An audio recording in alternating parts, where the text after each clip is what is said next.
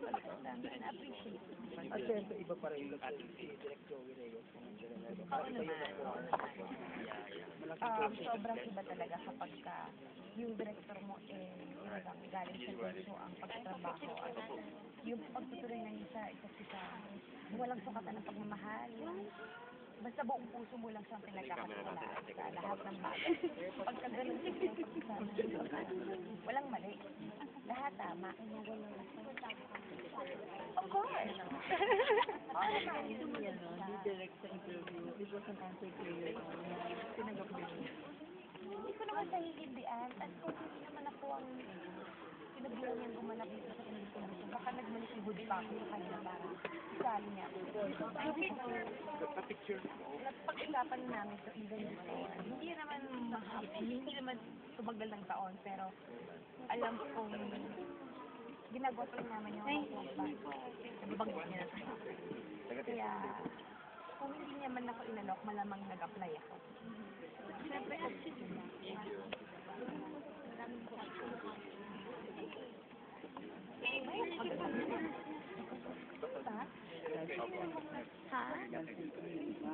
doon lang kami nagkaiba. Kung napakataray niya humataw, yun ang isang bagay ata na hindi kami magkakapatid. Pero nakakatuwa naman. Ibig sabihin may ganda pala ako para masabi mo kung kami ni Mo.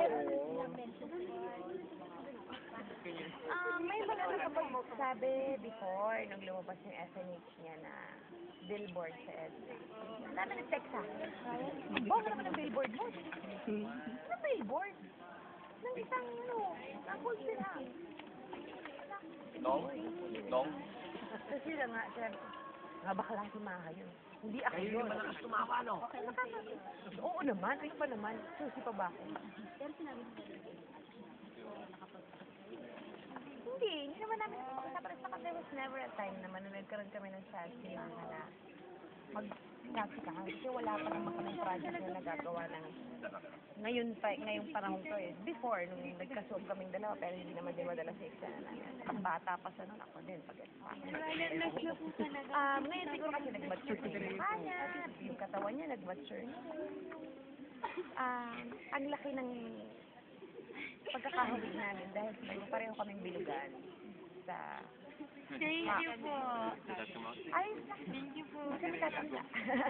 Yung fulfill mo sa paggawa ng pelikula ng Cinema Live, hindi ka Pwede mong gawin lahat, pwede kang maging natural lang, nang hindi kakailangan hindi kailangan pansin. Ayos ka na dyan, Brad?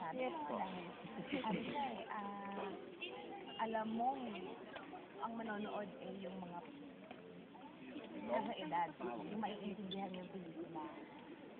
Hindi kasi siya commercial movie. Meron kang napakagandang baba ka. May effort lang. Ibang klase yung story na sinasabi mo. Ipapakilig ka, hindi dito yung family-oriented. Totoo ko nangyayari sa buhay. Yun naman yung everything na gusto namin ipakita. Kailangan kaya mo rin i-arte yung tunay na nangyayari sa buhay. At ngayon pa lang, siyempre marami nang umaasa na mananalo ka sa pera. Agad naman. Sabi mo. Agad. Nakaka-overwhelm naman. Pero ako naniniwala ako na lahat ng gumanap sa pelikulang to napakahusay, more than better pa nga eh. Hindi matatawanan. Kasi masarap siyang kasama talaga sa mga. Oh, bakit?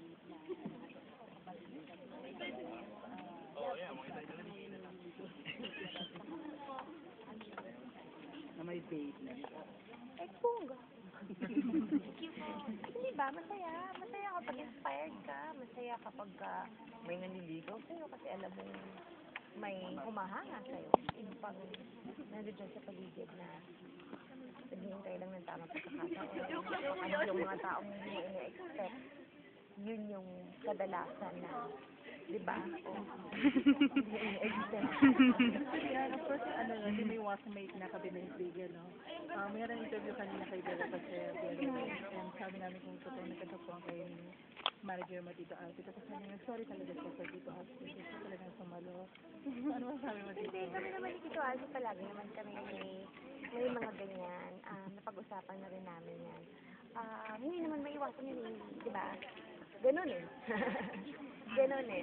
May mga pagkakataon lang talaga na may mga sitwasyon na gugustuhin mong ayusin naman behind the camera because it's personal. Yun yung mga bagay na hindi na dapat inaanunsyo pa sa mga tao kasi hindi naman yun parte ng hindi naman yun parte ng karera. Yung pelikula to, ginawa ko dahil mahal na mahal ko si director at hindi matatawaan yung respeto namin sa kanya. Bilang director at bilang kaibigan. Bilang lola ng mga anak namin. Nakapag-start tayo ng dating With, with some, siya, hindi sa action eh, pero, basta pang babae. Men, so Pang woman empowerment nga ang tawag nila. okay, what do you guys want to do? Huh?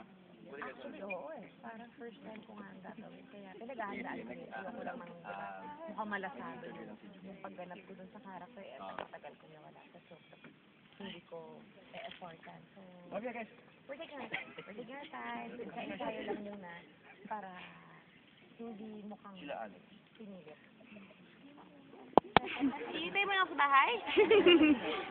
Yung time will come na kailangan mo mag-let go.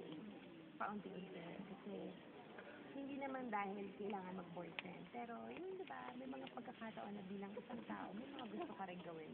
Hindi naman ibig sabihin mag-boyfriend ka kagad. Ikaw lang sa sarili mo gusto mo gawin. So, para sa akin yun, opinion ko yun. Hindi ko alam kung ano opinion ni Mami Divine at hindi ako makikinig na ako.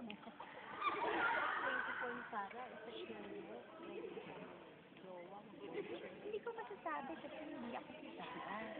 Hindi ko alam kung gaano kalalim yung pain na pinagdaanan niya. Hindi ko